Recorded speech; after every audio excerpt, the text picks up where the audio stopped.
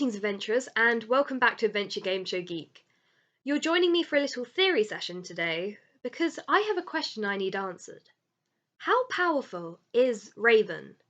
And for this video I'm going to be meaning Raven of New, although I'm sure I will be touching on Raven of Old at some points. What prompted this?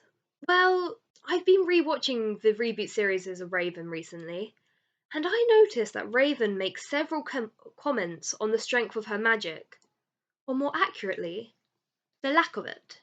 There are too many of them. I don't have the magic to fight them all. There's too many of them. There must be another way.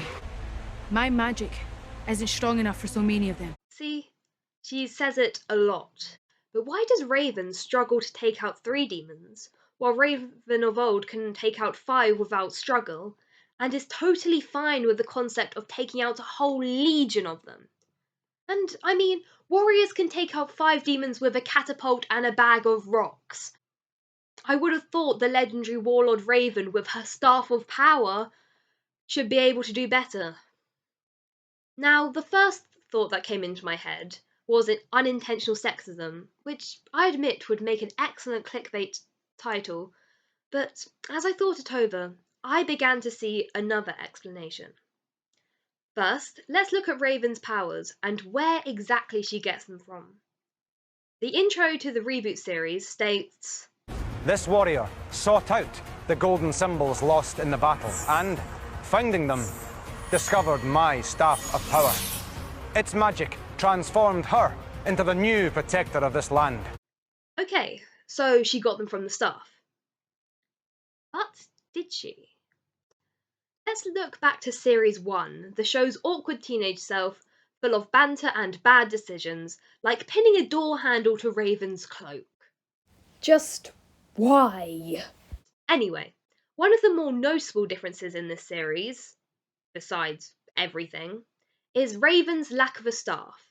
He hasn't earned it yet.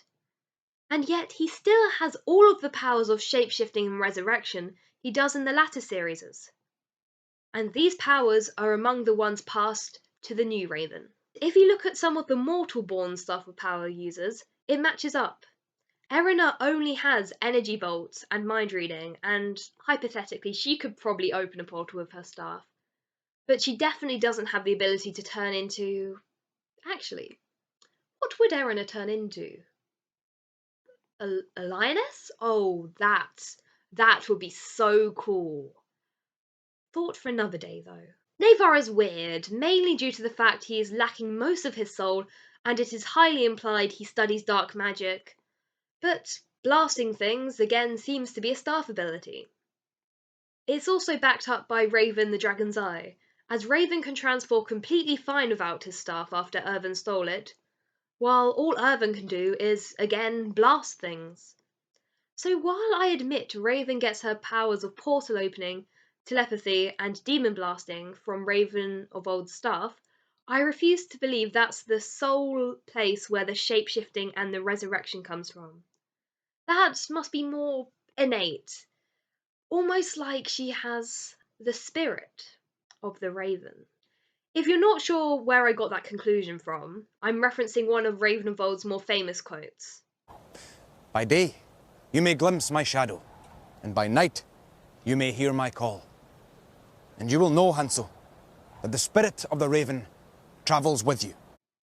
11-year-old me absolutely loved that quote with a passion. But it certainly implies the existence of some sort of entity giving both Ravens their powers. It could have latched onto the staff and taken Raven as its new host.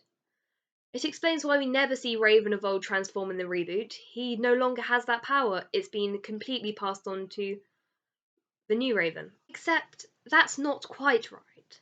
Harking back to the intro, they said the staff, and now by extension the spirit of the Raven, transformed her into a land's protector, by which I assume they mean made her look like a raven. So if Raven of Old has lost the spirit of the Raven, why does he still look like a raven? It's a hard question to answer, but I figure it's most likely that some of the spirit of the Raven stayed with him, while most went to her. She has enough to be Raven in every sense of the name, but is missing just enough that her power is weakened. It works as an explanation for her supposed lack of power, but could there be more reasons? Moving on. You might assume it's a lack of experience. After all, Raven of old has hosted the Spirit of the Raven since birth, and from Series 11 we know that Raven has been doing this for very little time at all. But Raven has had 12 years of training with a Staff of Power, which Raven of old definitely didn't have. Also, Raven of old was born with the return of magic. While Cyrus the Astronomer is a scholar in most things magical, it's unlikely he or anyone else had ever seen anything like Raven of old before. It would have been a lot of trial and discovery for both. Meanwhile, Raven would have been taught by someone who not only knew her powers, but had experienced them firsthand. Therefore, I think we can conclude that a lack of experience isn't the reason why it appears Raven is less powerful. And that, my friend, is the key to the true answer. Appears.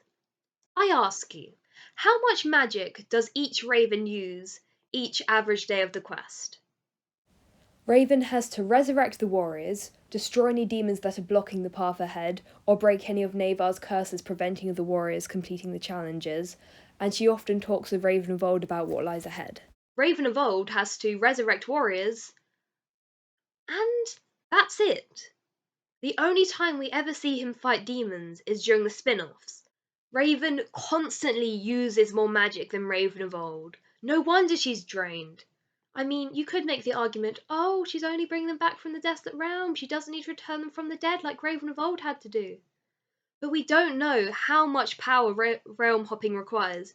It could be the same, it could be even harder, which makes the fact she constantly temporarily brings Raven of old back, an act that actively drains her magic, even more impressive. And yes, you heard me, it's very strongly implied, if not downright stated, that in the reboot, warriors are sent to a desolate realm instead of being killed. This could mean one of three things. First, the warriors were always sent to the desolate realm, we just didn't have a name for it before. Secondly, the demons are weaker because Navar is trapped. Or thirdly, for some nefarious reason or another, Navar desires to capture a warrior alive. The latter, while fascinating, is a concept to be explored through fanfiction rather than theorizing, methinks. In conclusion, there isn't actually a power difference between the two Ravens. Raven just has to use her powers more often, which is what leads to her frequently teetering on the edge of a magical burnout. Which, can I say, cannot be healthy. Someone give the woman a break. So, what do you think? Have I won you over? Or am I completely barking up the wrong tree? Do you have an argument for or against? Comment down below and share your opinion. Or perhaps help me solve this riddle. In Raven the Secret Temple, or as I like to call it, Raven the Secret Powers that are never again used or explained, Raven of old travels through a locked door using magic. Locks are for mortals, Saturani. My question for you is this a Raven ability or a Staff ability? And does present Raven share it? I need answers. And until next time, it's only a game, isn't it?